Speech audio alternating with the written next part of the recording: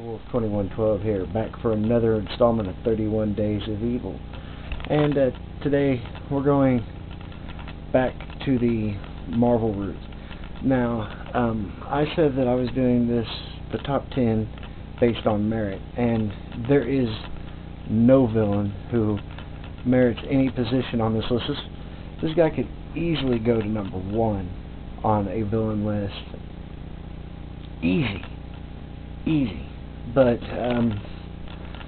unfortunately for me, he falls back a little bit, and that he's really not my favorite of well, I'll just say Spider-Man's villains. But he easily could. He has the credentials to trump almost any villain in any universe. The only person who even remotely comes close to this guy is the Joker in Batman, as far as sheer torment of his opposing number. So, without further ado, let's get on to the Green Goblin. Yeah, this guy had to make the list. Now that I think about it, every single Goblin has made the list, and this guy is definitely the top of that list.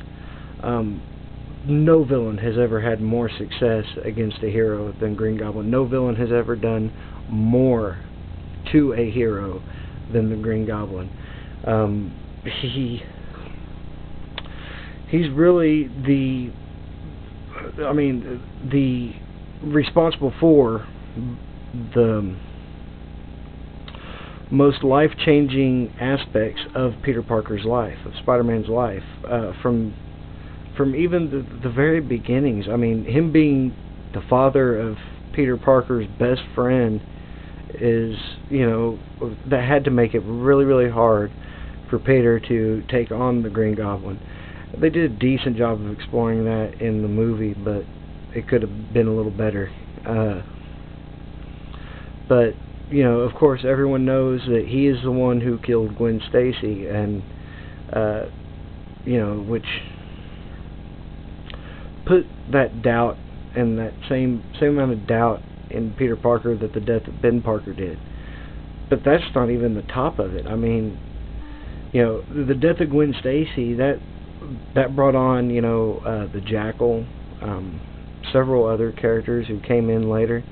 Green Goblin is responsible for a lot of that. Even Green Goblin as Harry, that created a whole other dichotomy of evil and torment for Peter Parker, and that he now had to fight his best friend in the Goblin guise, and he had to watch as his best friend went nuts on the Goblin formula. But I mean, that's just the tip of the iceberg. Whenever you take into account that old Greenie here was responsible for the mix-up in the Clone Saga of whether Peter Parker was the real Spider-Man or not. That was all the machinations of the Green Goblin, who was thought to, Norman Osborn Green Goblin at that, who was thought to have been dead for years.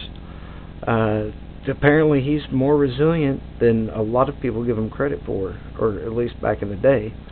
And of course now, I mean, his credentials couldn't get any higher. This guy now has taken over the Marvel Universe, essentially, as a result of his actions in the Secret Invasion. He's managed to discredit heroes like Iron Man, and now he has pretty much the run of things. And he did this without being a president like Lex Luthor. He just did it through clever manipulations, and there was no election. He just became it.